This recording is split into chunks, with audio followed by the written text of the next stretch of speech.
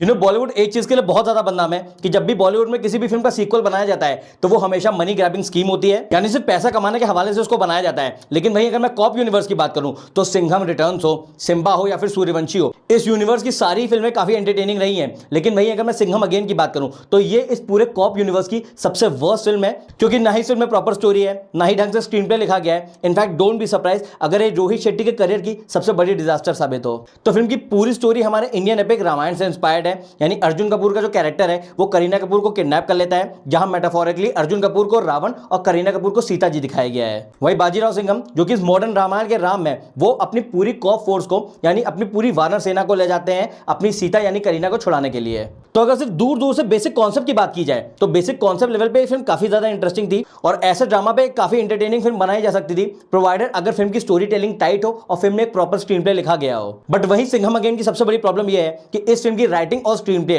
दोनों ही इतने ज्यादा डल और बोरिंग है कि यह शर्म की बात है कि यह फिल्म एक मास जॉनरा की फिल्म है। बेसिकली पहले 10-15 मिनट जब यह फिल्म शुरू होती है तो आपको डेफिनेटली इंटरेस्टिंग लगती है, जहां पे हमको कश्मीर के सीक्वेंसेस दिखाए गए हैं, वहां पे जो पूरा एक्शन ब्लॉक है, जो सिनेमेटोग्राफी है, वो आपको बहुत ज्यादा ग्राउंडेड फील होगी। लेकिन पहले 10-15 मिनट के बाद जैसे जैसे फिल्म प्रोसीड करती है, फिल्म का ड्रामा बहुत ही ज्यादा इनटॉलरेबल होता जाता है। इनफैक्ट ये बहुत बड़े शर्म की बात है कि यह फिल्म सिंघम फ्रेंचाइज का पार्ट है, क्योंकि आज तक इस फ्रेंचाइज की जितनी भी फिल्में आई हैं उनमें से कोई भी फिल्म मुझे पकाऊ नहीं लगी, लेकिन वही सिंघम अगेन हद से ज्यादा पकाऊ हुआ है। इनफैक्ट अगर मैं सिंघम के कैरेक्टर की बात करूं तो हम सबको वो कैरेक्टर इतना ज्यादा इसलिए पसंद था क्योंकि वो बहुत ही ज्यादा बोल्ड और फियरलेस था।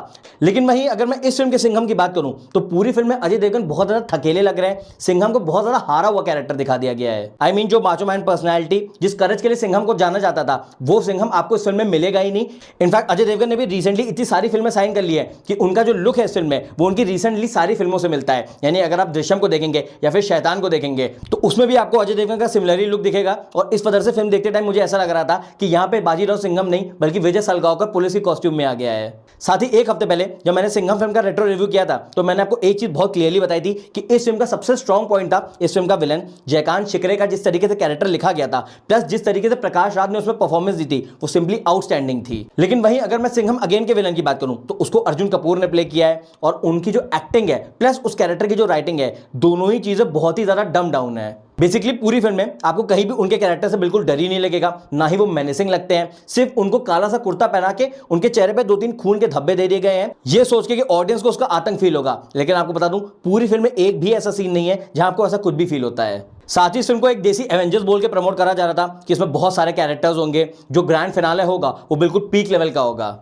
लेकिन आपको बता दूं फिल्म में ऐसा कुछ भी नहीं होता है। फिल्म का रन टाइम सिर्फ 2 घंटे 24 मिनट है और इस वजह से हर कैरेक्टर का इस फिल्म में सिर्फ आपको एक कैमियो नजर आएगा। यानी दीपिका के कैरेक्टर की एंट्री होती है, उसके बाद वो डायरेक्टली क्लाइमैक्स में दिखती है। सिमिलरली टाइगर श्रॉफ की एंट्री होती है, उसके बाद वो भी क्लाइमैक्स में दिखता है। और बेसिकली फिल्म के क्लाइमैक्स को इस तरीके से एग्जीक्यूट किया गया है कि आपको सूर्यवंशी वाली फीलिंग है। अगर आपको सूर्यवंशी फिल्म का क्लाइमैक्स याद हो तो उसने डेफिनेटली थिएटर में बहुत ज्यादा हूटिंग एंड चीयरिंग जनरेट की थी। लेकिन वहीं इस फिल्म का जो क्लाइमैक्स है वो पूरा का पूरा बिल्कुल फ्लैट चला जाता है। यानी कैरेक्टर्स रैंडमली आते रहते हैं, उलट सट कुछ भी होता रहता है और एक टाइम के बाद आपको ऐसी फीलिंग आएगी कि सिर्फ सीन्स को असेंबल करके इस फिल्म को बना दिया गया है। और जितनी बेहतरीन तरीके से सूर्यवंशी के क्लाइमैक्स में कैरेक्टर्स को इंटीग्रेट किया गया था वो इस फिल्म में कंप्लीटली मिसिंग है। रही बात इस फिल्म के सबसे वर्स्ट पार्ट की तो वो था इस फिल्म का ट्रेलर। हम सब जानते हैं कि ट्रेलर इस फिल्म का 5 मिनट का था और इस वजह से ऑडियंस को इस फिल्म की पूरी स्टोरी ऑलरेडी पता हो चुकी थी। और यही एग्जैक्टली सेम प्रॉब्लम आने वाली है आपको फिल्म देखते टाइम, क्योंकि जब आप इस फिल्म को देखेंगे तो एक सेकंड भी ऐसा नहीं होगा कि आपको कोई सरप्राइज फील हो। आपको ऐसा लगेगा कि आपने इस फिल्म का छोटा वर्जन ऑलरेडी देख लिया था और बड़ा वर्जन आज जाके देख रहे हैं। क्योंकि आप खुद ही सोचो,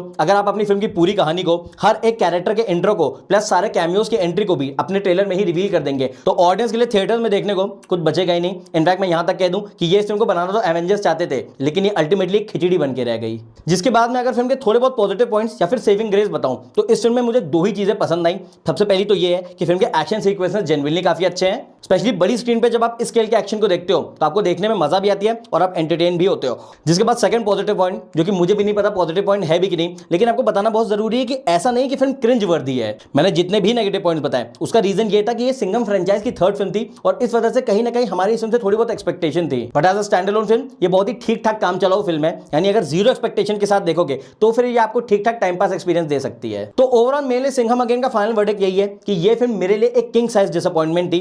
आई मीन ये एक ऐसी फिल्म थी जिससे मेरी ऑलरेडी बहुत ज्यादा एक्सपेक्टेशन नहीं थी, बट सरप्राइजिंगली इसके बावजूद भी इस फिल्म ने मुझे डिसअपॉइंट किया। अगर बहुत ही मिड लेवल की फिल्म देखना चाहते हो तो इस फिल्म को एक चांस दे सकते हो। बाकी मैं जा रहा हूं भूल भुलैया 3 देखने। आई होप कि जेन्युइनली वो डिलीवर करे।